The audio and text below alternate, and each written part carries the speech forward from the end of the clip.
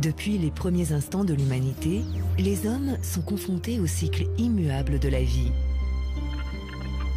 Ils naissent, ils grandissent, ils se reproduisent, ils accomplissent parfois de grandes choses. Puis, au bout du chemin, la mort finit toujours par les rattraper.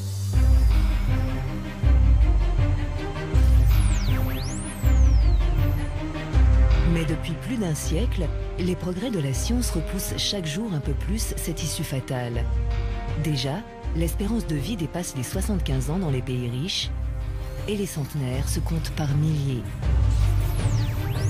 Des chercheurs réussissent à multiplier par 10 la durée de vie de certains animaux. Ils parviennent à régénérer nos organes et même à rajeunir nos cellules. Bientôt, nous pourrons peut-être empêcher l'apparition des maladies liées au vieillissement ou encore protéger notre ADN des ravages du temps. Alors, jusqu'où repousserons-nous les limites de la vie? Demain, pourrons-nous vivre 150 ans? La mort sera-t-elle considérée comme une simple maladie à éradiquer? Généticiens, médecins et biologistes poursuivent en coulisses la quête ultime de l'humanité. Prolonger la vie.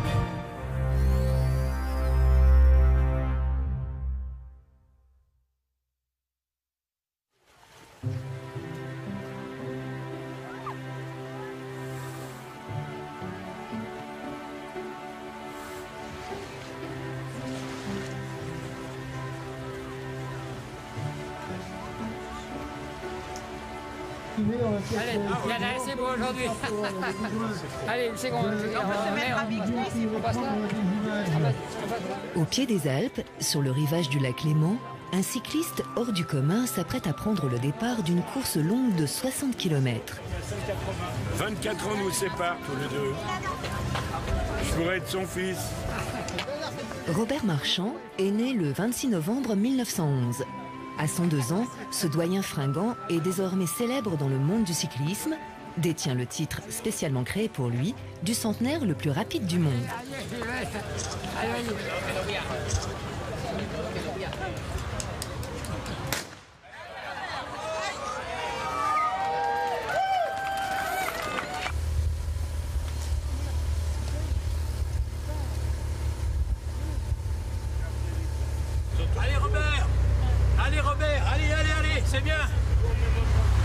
C'est seulement à l'âge de 67 ans que Robert s'est sérieusement mis au vélo. C'était en 1978. Cela fait donc plus de 3 décennies qu'il arpente les routes de France. Et donc 3 semaines à l'heure des Choises, Robert, hein?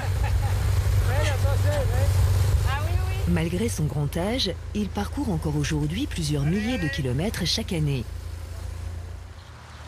Ce centenaire, en très grande forme, semble faire figure d'exception.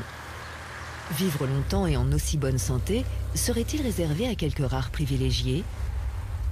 Robert détiendrait-il le secret de la longévité? Moi, je ne sais pas s'il y a un secret. Pour moi, je pense que, bon, il y a déjà la chance, n'est-ce pas, de ne pas avoir des gros pépins, c'est parce que jusqu'à maintenant, j'ai pas une gros pépin. Vous voyez, il y a des arbres qui vivent 50 ans, il y en a qui vivent 100 ans. La même chose, les êtres humains, il y en a qui vivent un mois, il y en a d'autres qui vivent 50 ans, il y en a qui vivent 100 ans. Voilà. Vous savez, je suis comme tout le monde. Hein.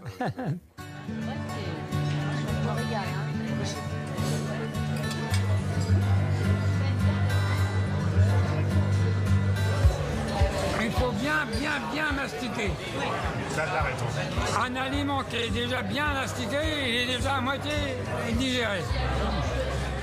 Comme tous ceux de sa génération, Robert a profité d'une augmentation de l'espérance de vie sans précédent. En 1900, on vivait en moyenne 45 ans en France, contre plus de 78 ans aujourd'hui pour les hommes et près de 85 ans pour les femmes.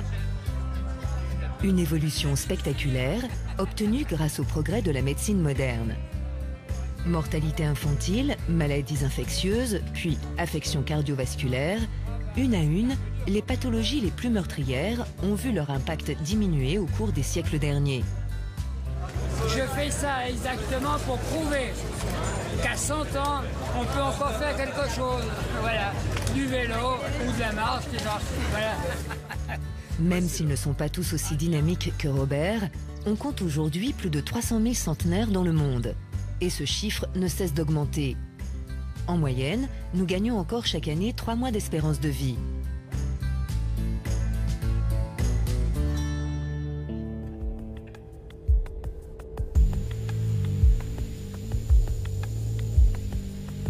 Mais si notre longévité ne cesse de croître, la vie connaît pourtant toujours la même issue, le vieillissement et enfin la mort. Lorsqu'elle n'est pas brutale ou accidentelle, la mort résulte d'un processus lent et complexe. Tout au long de notre existence, la plupart de nos cellules se divisent, puis vieillissent et meurent.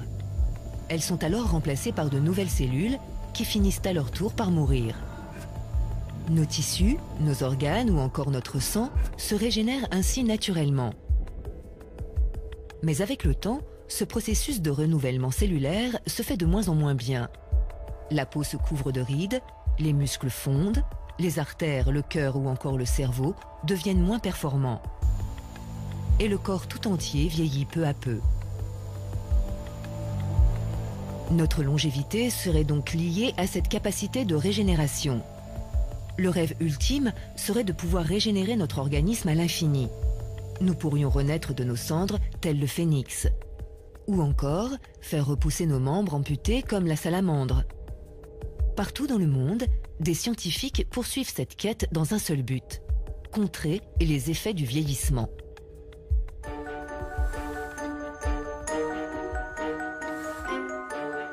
Nous sommes à l'Université de Genève, en Suisse. Dans son laboratoire, la biologiste Brigitte Gallio étudie les capacités de régénération d'un animal aquatique étonnant, l'hydre d'eau douce. Apparu il y a 600 millions d'années, ce minuscule habitant des mares et des étangs mesure à peine quelques millimètres.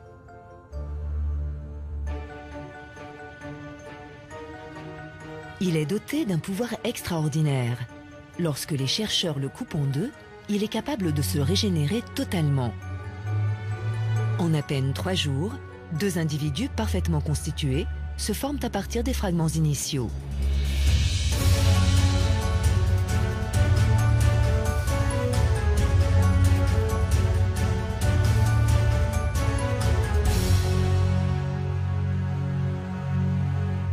La régénération va jusqu'au point où on peut dissocier les tissus, les cellules flottent, on va les centrifuger pour que ça refasse une petite boule et la régénération va repartir à partir de cette boule de cellules. Donc la capacité de réactiver un programme de développement est tout à fait étonnante. Depuis plus de 20 ans, Brigitte Gallio tente de percer les secrets de l'hydre. En observant minutieusement chaque étape de sa régénération, elle a découvert que l'amputation entraînait instantanément la production d'un cocktail de molécules. En pénétrant dans les tissus, celles-ci vont alors provoquer la prolifération de cellules très particulières de l'animal, les cellules souches. Ces cellules ont la capacité de se multiplier à l'infini et de se transformer en n'importe quelle cellule de l'organisme.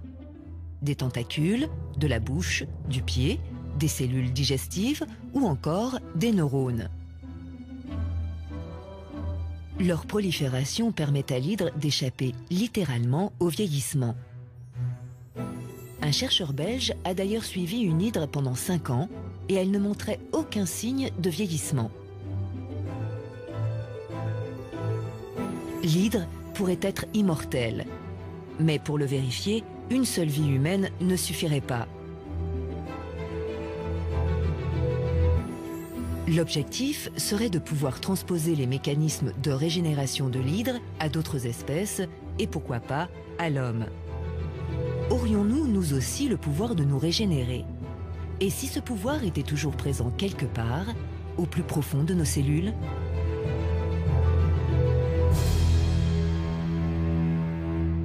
Je peux vous parler d'un exemple qui est tout à fait frappant, qui est évidemment pas expérimental, qui sont des cas qui sont rapportés, mais on sait qu'un enfant jusqu'à l'âge de 6-7 ans, s'il y a une amputation de la phalange distale, hein, je ne parle pas du doigt ou du membre, la phalange distale, celle-ci peut repousser.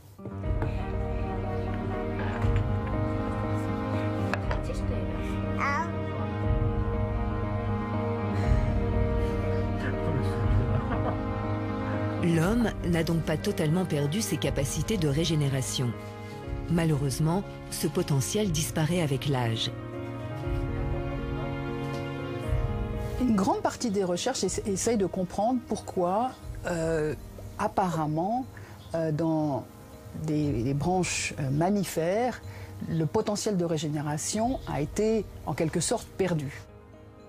Je ne pense pas qu'on va arriver à faire repousser des bras dans les 10 ou 20 ans. Je serais très étonnée. Mais par contre, qu'on arrive à s'attaquer d'une part au processus de dégénérescence et d'autre part à prévenir les mécanismes physiologiques de vieillissement, ça me paraît tout à fait possible, oui.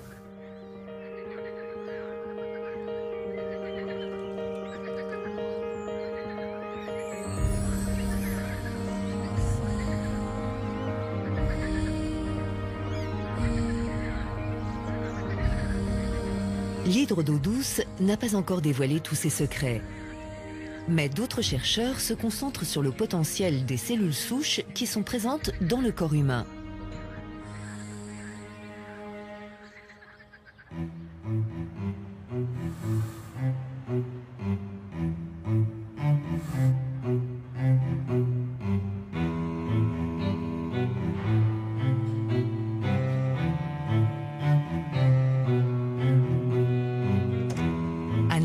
Le docteur Patricia Lemarchand est l'une des spécialistes les plus reconnues dans la recherche sur les cellules souches. Depuis quelques années, elle s'intéresse plus particulièrement à celles présentes à l'intérieur de notre moelle osseuse. On s'est aperçu depuis une dizaine d'années qu'on pouvait trouver des cellules souches dans l'ensemble des organes, aussi bien le cœur que le poumon, le foie de nouveau, la peau, etc. Dans les années 2000, on a même pensé que dans des cellules souches qui étaient d'un organe particulier, par exemple les cellules souches de la moelle osseuse, étaient en fait des cellules qui étaient capables de donner des cellules spécialisées d'autres organes que celui dont elles sont issues. Autrement dit qu'à partir des cellules de la moelle osseuse, on était capable d'obtenir des cellules cardiaques.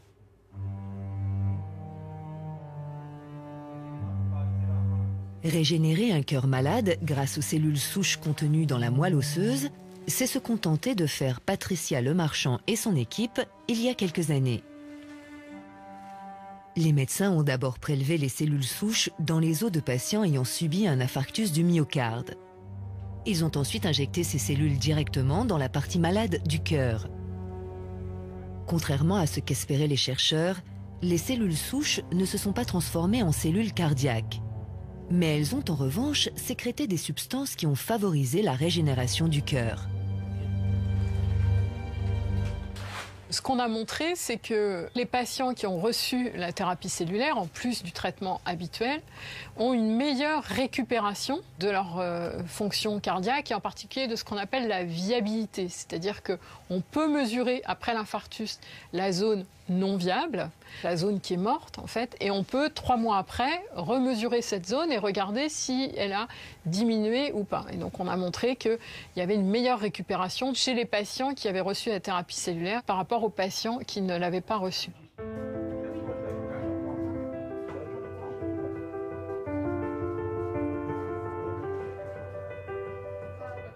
D'autres études sont en cours pour améliorer cette nouvelle thérapie. Mais ces premiers résultats, très encourageants, représentent déjà un immense espoir. Demain, grâce aux miraculeuses cellules souches, les chercheurs espèrent traiter d'autres maladies liées au vieillissement, touchant le cerveau, les artères et bien d'autres organes. C'est l'émergence d'une nouvelle discipline, la médecine régénérative. À un moment donné, cette médecine régénérative pourra être intégrée dans l'arsenal des thérapeutiques. On peut effectivement espérer que ceci se traduise en termes de survie plus longue. La médecine régénérative, bien que très prometteuse, rencontre cependant un obstacle majeur. Dans un organisme adulte, les cellules souches sont présentes en très faible quantité. Dès lors, comment se les procurer en assez grand nombre? C'est dans les embryons humains qu'elles sont les plus nombreuses, mais de telles recherches soulèvent d'innombrables problèmes éthiques. Plusieurs équipes de recherche ont donc décidé d'explorer une toute autre piste.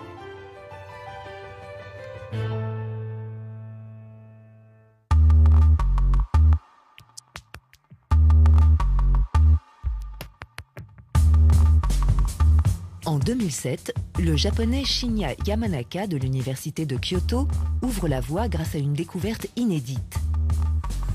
Il parvient à rajeunir des cellules du corps humain et à les ramener à l'état de cellules souches. Une véritable prouesse qui lui vaudra le prix Nobel de médecine en 2012. La technique qu'il a mise au point est relativement simple. Il s'agit de prendre une cellule adulte du corps humain, une cellule de peau par exemple, puis d'injecter 4 molécules à l'intérieur de son noyau. En quelques jours, cette cellule rajeunit jusqu'à se transformer en cellules souches. Ces cellules, littéralement remises à zéro, ont été baptisées cellules souches induites ou IPS.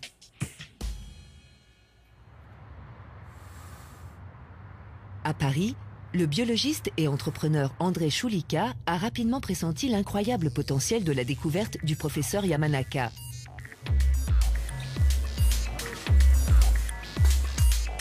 En 2010, Selectis, sa société de biotechnologie, achète les licences des brevets du chercheur japonais. Grâce à cette acquisition, la start-up française devient l'un des leaders mondiaux sur le marché des cellules souches. Ce PDG de 48 ans s'émerveille encore des potentiels des IPS. C'est un phénomène incroyable, c'est complètement incroyable, où l'on peut revenir, rebooter une cellule à zéro. On peut reconstituer tout type de tissu, chose qui était impossible avant l'avènement de ces IPS, ou alors essayer d'obtenir des cellules qui relèvent de la greffe, mais là c'est simplement de la régénérescence de son propre corps. Avec les IPS, les cellules de notre corps deviennent une source illimitée et parfaitement compatible de cellules souches. La perspective de renouveler ces organes vieillissants ou malades devient désormais possible. Toutes les fonctions dans la cellule sont remises à zéro. Les chromosomes qui normalement raccourcissent aux extrémités deviennent de plus en plus petits, repoussent, ils redeviennent longs. C'est un truc extraordinaire. Cette technique permet en effet de rajeunir nos cellules au cœur même de notre ADN. Cette longue molécule en forme de double hélice est constituée d'une longue chaîne sur laquelle se succèdent 4 bases. Adénine, guanine, thymine et cytosine. L'ordre dans lequel elles s'enchaînent constitue l'ensemble de nos gènes. Tout au long de notre vie, lorsque nos cellules se divisent, leur ADN est lui aussi dupliqué. Mais à chacune de ces copies, les extrémités des chromosomes appelés télomères se raccourcissent légèrement. Au bout d'une cinquantaine de divisions, ces télomères atteignent une taille critique. La cellule cesse alors de se diviser et finit par mourir. Mais grâce aux IPS, cette marque du temps est totalement effacée. Au cours de la transformation, les télomères s'allongent à nouveau. Un véritable bain de jouvence grâce auquel les cellules recommencent à se multiplier.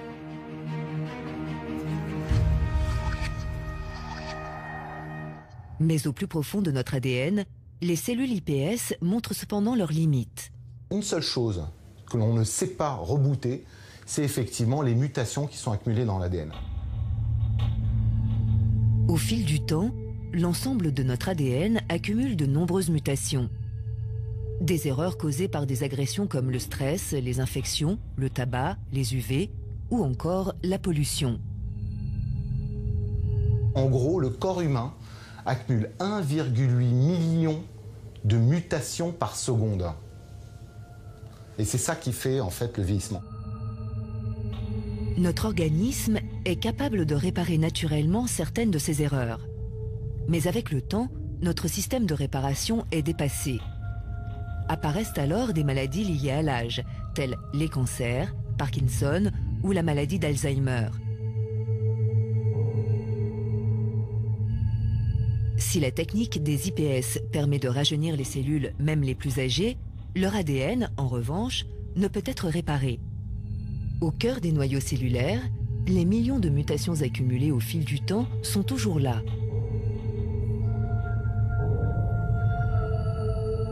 Rajeunir les cellules d'une personne âgée pour mieux régénérer son corps n'est donc pas la solution idéale. Pour André Choulika, il faudrait plutôt recourir à cette méthode dès notre plus jeune âge et transformer nos cellules en IPS avant que les mutations ne commencent à s'accumuler. Figer ces cellules en IPS est probablement une voie d'avenir. Pourquoi? Parce que, écoutez, on fait des backups sur tout aujourd'hui.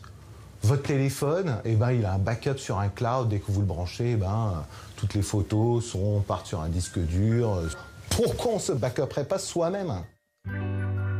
Le backup de soi-même n'est pas encore une solution potentielle proposée, mais c'est probablement une solution future. Le plus tôt c'est fait, le mieux ce sera. Demain, chacun de nous disposera-t-il de sa propre banque de cellules jeunes? Des cellules IPS en parfait état, capables des années plus tard de soigner nos organes vieillissants? Aujourd'hui, cette pratique reste limitée aux laboratoires de recherche. Mais pour André Choulika, comme pour d'autres scientifiques, sa généralisation n'est qu'une question de temps.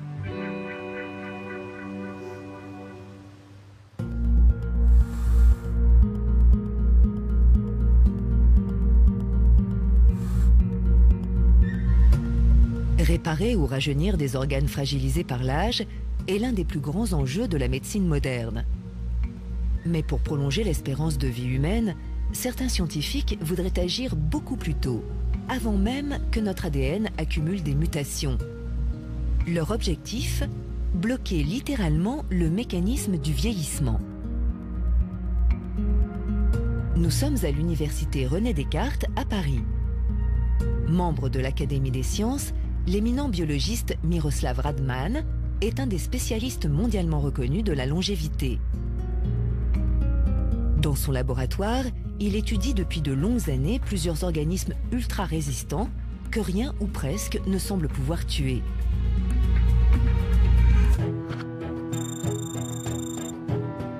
Parmi eux, la bactérie Deinococcus radiodurans. Ce micro-organisme est capable de survivre à des sécheresses répétées et même à une dose de radiation 5000 fois supérieure à celle qui tuerait un homme.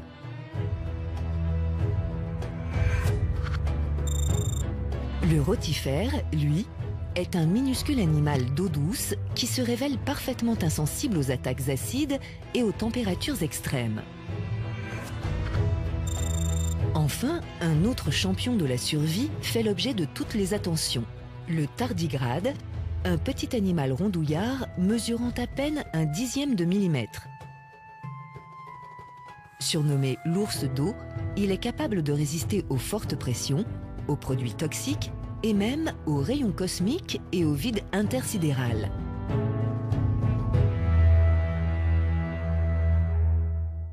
Tous ces organismes ont une chose en commun, qu'ils peuvent passer des dizaines d'années à l'état sec et qu'une fois remis dans l'eau, ils vont se réhydrater, reprendre la forme et la fonction et continuer la vie comme si le temps à l'état déshydraté n'existait pas. Lorsqu'il est placé dans un environnement extrême, l'ADN de ces animaux est sévèrement dégradé. Mais alors que ce phénomène est fatal pour n'importe quel être vivant, ces organismes, eux, sont à peine perturbés.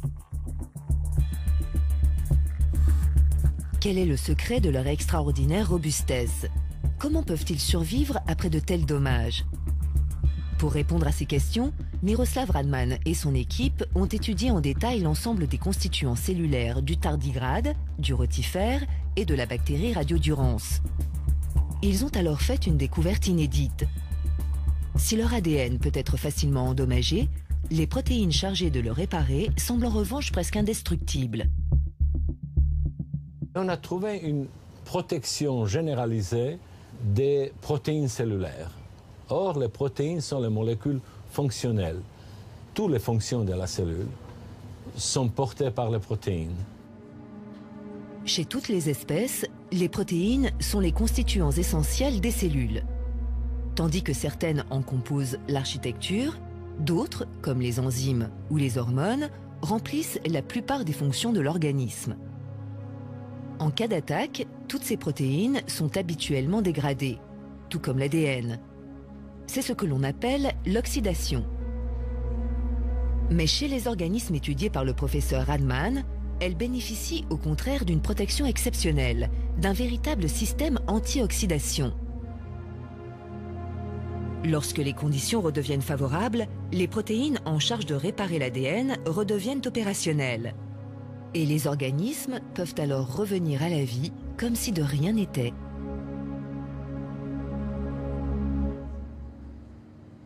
Adapter ce système de défense à l'homme, nous doter de la capacité à réparer notre ADN tout au long de la vie, tel est le but ultime des chercheurs. Il nous reste de faire ce que l'évolution a fait pour Deinococcus radiodurans et les rotifères et les tardigrades, de nous faire nous-mêmes, avec la science, avec la culture que nous possédons comme arme, de chercher des produits protecteurs, des antioxydants dans le sens noble de ce terme qu'on utilise trop souvent. Donc, de chercher dans la nature ou par synthèse les agents antioxydants, en premier lieu, chez Deinococcus radiodurans, rotifères et tardigrades, car leur efficacité, nous l'avons vu. Et ça ne ressemble en rien ni vitamine C, ni vitamine E, ni thé vert, ni semblable antioxydant. Aujourd'hui, de nombreux laboratoires proposent déjà des molécules antioxydantes et vantent leurs bienfaits dans leur publicité. Mais pour l'heure, aucune étude scientifique n'a prouvé leur efficacité contre le vieillissement. Le professeur Radman, lui, est convaincu que ces espèces modèles détiennent la clé pour prolonger la vie.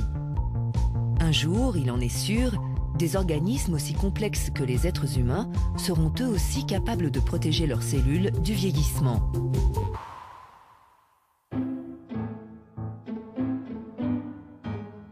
Dans la nature, un mammifère est d'ailleurs déjà doté de cette capacité.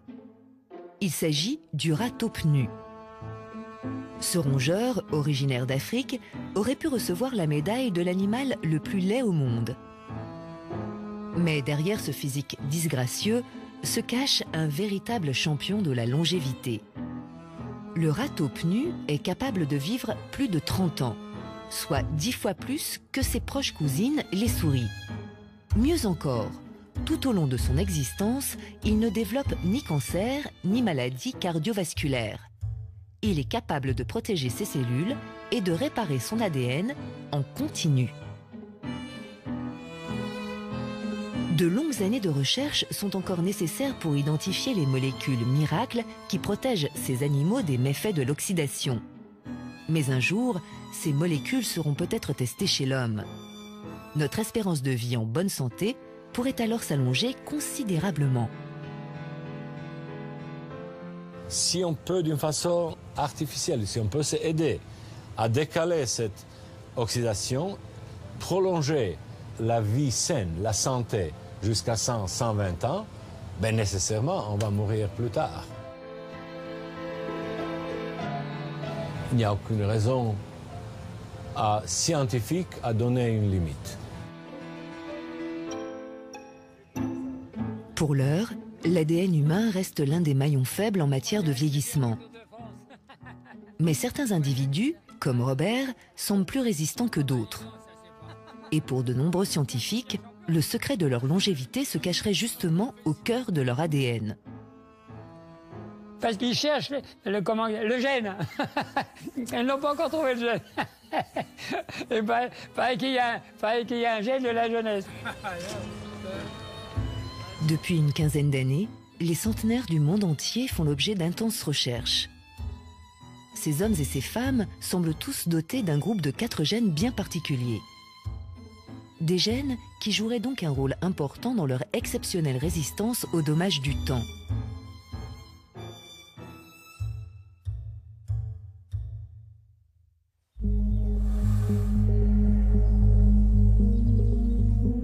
l'École normale supérieure de Lyon, Hugo Aguilanu est généticien spécialiste du vieillissement. Dans son laboratoire, il tente de comprendre précisément l'impact de ce cocktail de gènes sur notre durée de vie. L'objet de ses recherches n'est pas l'ADN humain, mais celui d'un minuscule ver d'à peine 1 mm de long, Caenorhabditis elegans. Cet animal est l'organisme modèle préféré des généticiens, car il se reproduit très rapidement. Et s'il semble très éloigné de l'être humain, il possède pourtant près de 2000 gènes identiques aux nôtres.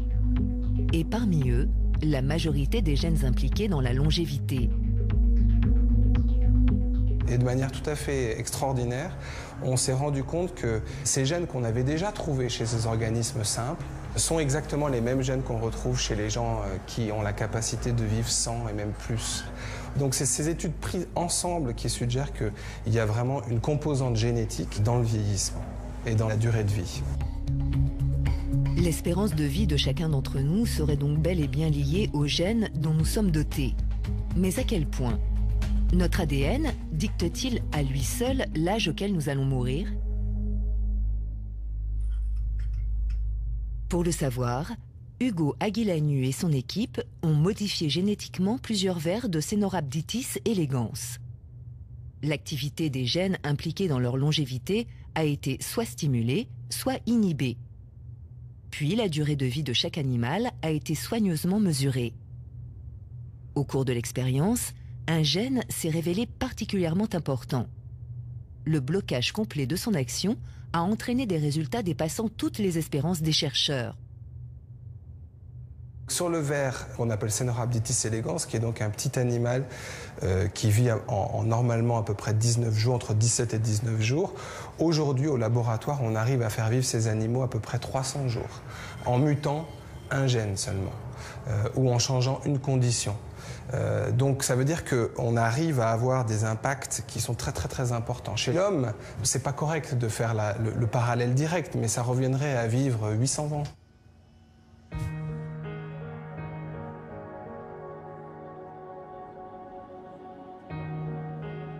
Modifier un seul gène permet de démultiplier l'espérance de vie. Une véritable prouesse déjà accomplie chez le ver, mais aussi chez la souris. Pour l'heure, reproduire cette expérience chez l'homme est inenvisageable. La manipulation du génome humain pose en effet de multiples questions éthiques. Mais pour Hugo Aguilanu, cette découverte pourrait quand même se révéler utile à l'homme. Car si l'on ne peut pas modifier nos gènes, on peut, en revanche, agir sur les molécules qu'ils produisent. Stimuler un gène revient en effet à augmenter sa production de molécules.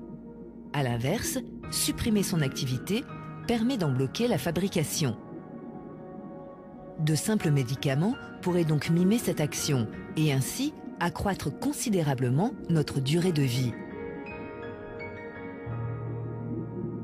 Il est quasiment certain que des molécules capables d'avoir cette action-là sur la longévité de l'homme seront disponibles dans un futur relativement proche, une dizaine d'années peut-être. Demain, une pilule miracle qui nous fera vivre plus longtemps verra peut-être le jour.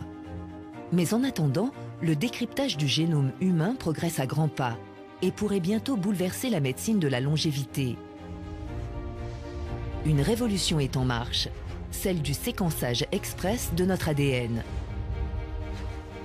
Grâce à cette technique, il est désormais possible de dépister les gènes impliqués dans de nombreuses maladies. Il y a une dizaine d'années, on séquençait le génome humain pour 3 milliards de dollars et ça prenait 13 ans. Aujourd'hui, vous pouvez séquencer un génome humain pour 1000 dollars et ça prend environ 2 jours. On peut estimer que d'ici 2015, ça coûtera environ 300 dollars et ça prendra 2 heures. Actuellement, on est vraiment à la préhistoire de ces technologies. C'est la préhistoire. C'est-à-dire ce qu'on verra dans 5 ans, 10 ans, 20 ans dépasse l'imaginaire. Il y a 10 ans, c'était inimaginable. Inimaginable. C'est un truc de fou, quoi. Déjà, plusieurs sites internet proposent de séquencer notre ADN pour quelques centaines de dollars à partir d'un simple échantillon de salive. Cette industrialisation du séquençage pose bien sûr de nombreuses questions éthiques. Certains risquent-ils un jour de caractériser un individu uniquement à partir de son code génétique? Prétendront-ils connaître dès notre plus jeune âge nos atouts et nos futures faiblesses?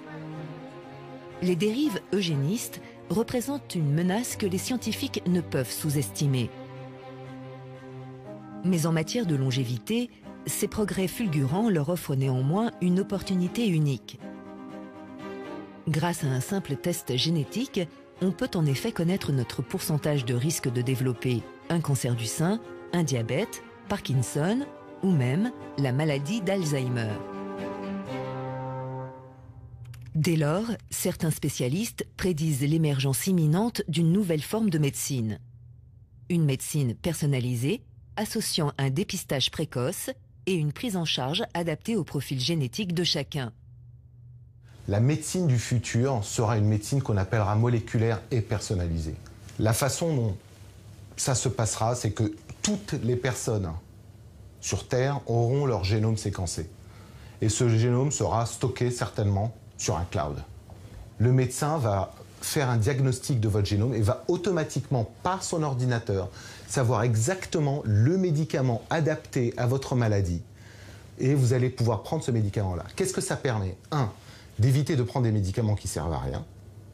Deuxièmement, de pouvoir personnaliser exactement le médicament en fonction de votre génome, donc c'est ce qu'on appelle la pharmacogénomique, la pharmacie du génome. Et troisièmement, au lieu de traiter les symptômes, on va pouvoir vraiment traiter les causes. Explorer notre génome, maîtriser nos gènes pour mieux contrer les dommages du temps, les promesses de la génétique semblent presque illimitées. Et pourtant, l'ADN n'est pas l'unique responsable de notre vieillissement. Depuis longtemps, la preuve est faite que notre mode de vie joue lui aussi un rôle déterminant. Il est clair que vous pouvez très bien ne pas avoir les bonnes formes de gènes pour vivre très longtemps, mais parce que vous vivez dans un environnement qui est très protégé et qui est très sain, vous allez cependant arriver à une longévité tout à fait intéressante. Donc c'est un mélange, il y a une intersection entre le matériel génétique que vous portez et l'environnement dans lequel vous évoluez. Agir sur son environnement est bien plus simple que de modifier ses gènes. Et si améliorer notre hygiène de vie était la méthode idéale pour vivre plus longtemps et en meilleure santé? Je mange très peu de viande, je mange beaucoup de poissons, tous les légumes, n'importe quel légume, beaucoup de fruits. Il y a beaucoup de gens qui ont tort parce qu'ils ont 60 ans ou 70 ans ou qu'ils sont à la retraite, ils commencent à jouer aux cartes. À côté des cartes, il y a le liste de vin et puis ils ne bougent plus. Et là, vous êtes foutus. Il faut bouger. J'étais des merdards. Il y avait une dame, là, je lui dis, madame, vous voulez pas prendre un billet? Le témoignage de Robert confirme ce que les scientifiques savent déjà depuis longtemps.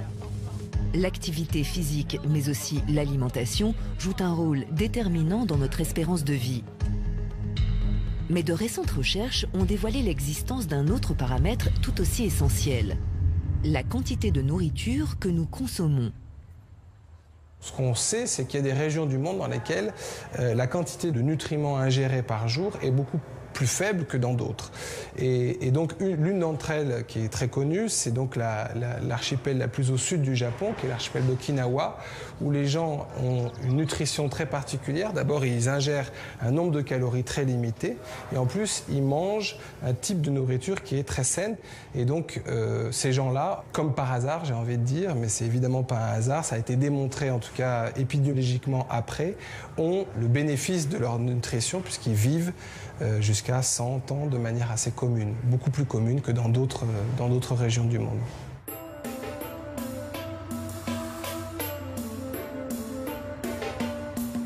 Au Japon, l'île d'Okinawa est titulaire du record mondial de la proportion de centenaires.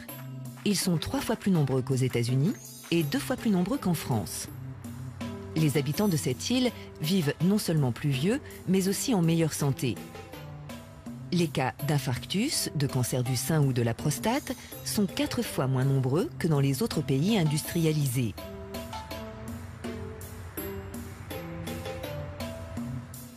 Cela fait plus de 30 ans que les scientifiques cherchent à comprendre le miracle d'Okinawa. En observant à la loupe le mode de vie de cette communauté très soudée, Ils ont d'abord constaté que les hommes et les femmes restaient très actifs, même à un âge avancé. Les chercheurs se sont ensuite penchés sur le contenu de leurs assiettes. Ils ont alors fait un constat étonnant.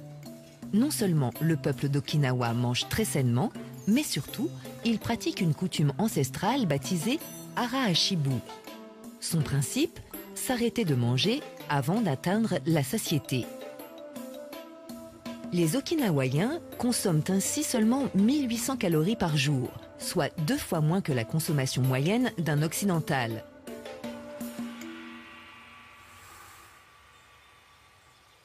Manger moins. La solution pour prolonger la vie pourrait être aussi simple que ça. En région parisienne, des chercheurs du Muséum national d'histoire naturelle tentent justement de vérifier cette hypothèse. La biologiste Julia Marchal et son équipe étudient un petit primate originaire de Madagascar. Le singe microcèbe.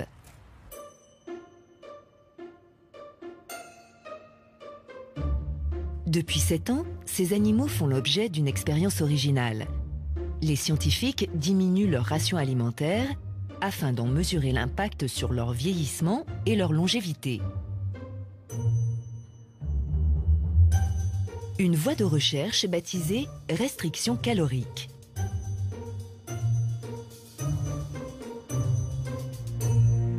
La restriction calorique, c'est un abaissement du nombre de calories par rapport à un régime standard, donc un régime contrôle, de 20%, 25%, 30%, 35%. La restriction calorique est un protocole qui est utilisé depuis 1935, notamment avec l'équipe de Mackay qui a travaillé sur les rongeurs.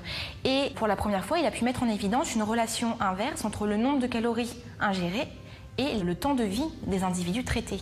Donc il a montré que plus on abaisse les calories d'un individu, et plus cet individu va vivre longtemps. Après, les pourcentages peuvent varier, évidemment. Mackay a montré environ 60% chez les rongeurs, ça a été montré aussi chez la levure à 70%, etc.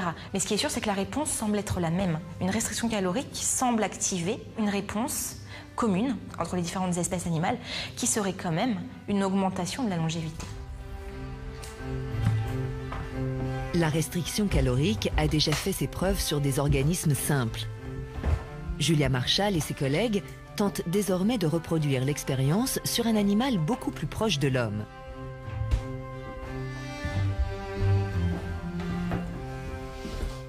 Au total, une 50aine de microcèbes sont intégrés à leur étude.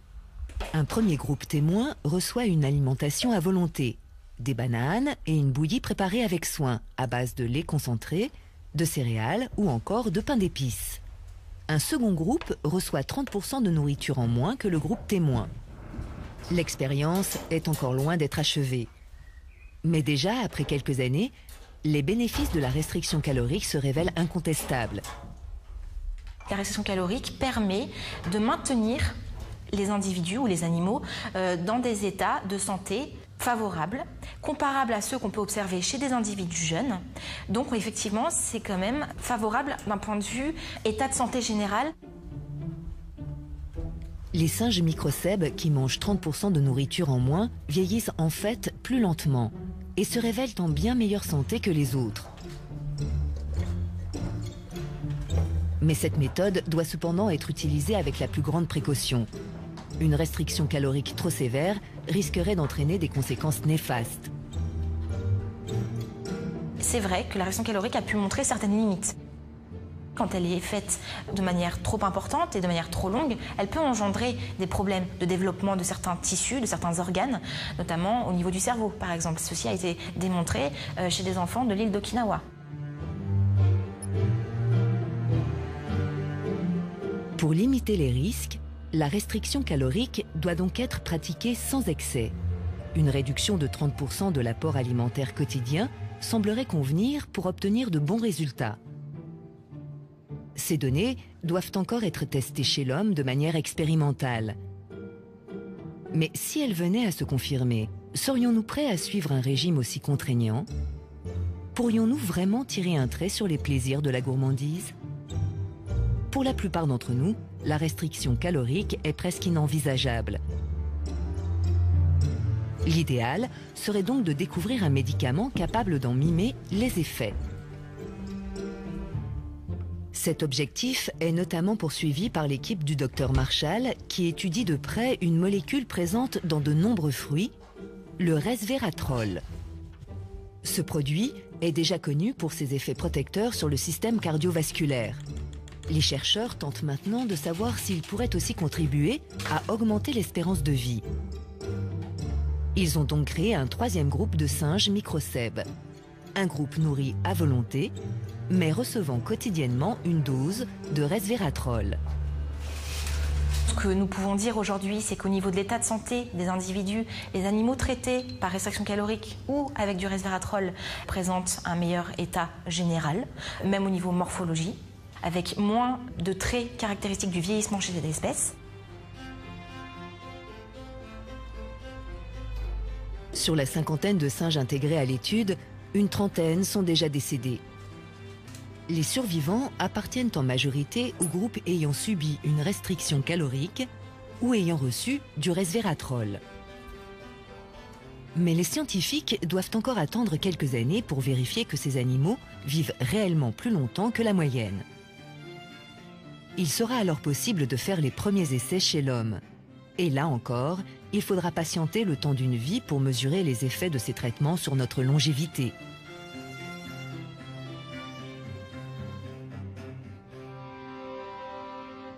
Beaucoup de gens se demandent si la restriction calorique serait capable d'augmenter la longévité de 20, 30 années chez l'espèce humaine.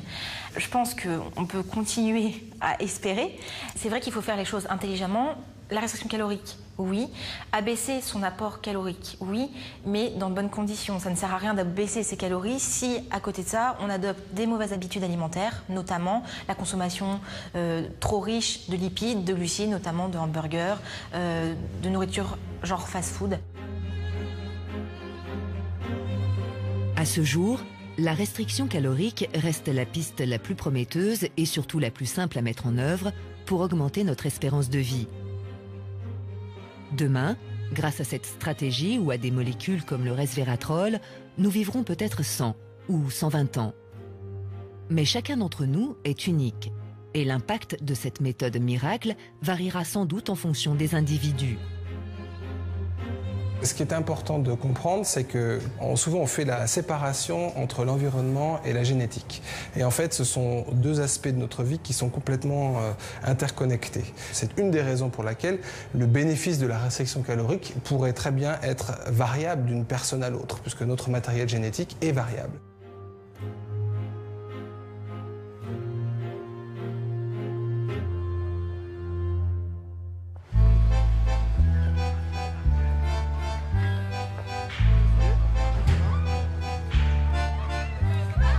Notre mode de vie et notre patrimoine génétique sont intimement liés. Agir sur l'un et sur l'autre en parallèle se révèle donc essentiel pour faire face aux ravages du temps. L'organisme humain est si complexe que la combinaison de plusieurs solutions est indispensable pour contrer le vieillissement. Au cœur des laboratoires, la quête de la longévité progresse à grands pas et les scientifiques repoussent chaque jour un peu plus les limites de la vie. Je pense qu'il n'est pas impossible d'augmenter la durée de vie de l'homme jusqu'à 120, 130 et peut-être 150 ans. Ça ne me paraît pas complètement impossible du tout. Une personne qui naît aujourd'hui vivra 130, 140, 150 ans. 150 est une estimation relativement raisonnable. Alors déjà vivre 150 ans, c'est pas mal. Peut-être que les gens seront fatigués intellectuellement de vivre sur Terre. Je ne sais pas qu'est-ce qui se passera. C'est plus quelque chose d'intellectuel chez l'homme que finalement quelque chose de physiologique. La médecine certainement arrivera à ce stade-là. Maintenant, la deuxième question qui, à mon avis, est plus importante, c'est qu'est-ce qu'on veut faire? Est-ce que c'est souhaitable? Vivre 130, voire 150 ans. Ce qui était autrefois inimaginable s'apprête désormais à devenir une réalité. Certains osent même s'aventurer encore plus loin et envisagent qu'on puisse un jour offrir à l'homme une existence éternelle.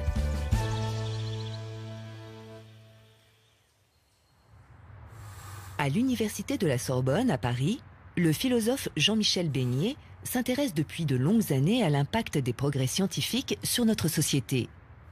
Pour lui, l'immortalité humaine ne relève plus tout à fait de la science-fiction. La question de l'immortalité, elle a changé de terrain. Elle n'est plus l'objet de la mythologie, de la philosophie, de la littérature. Elle devient une question scientifique. Et on est étonné de voir que les grands médias n'hésitent plus aujourd'hui à consacrer des numéros spéciaux à l'immortalité.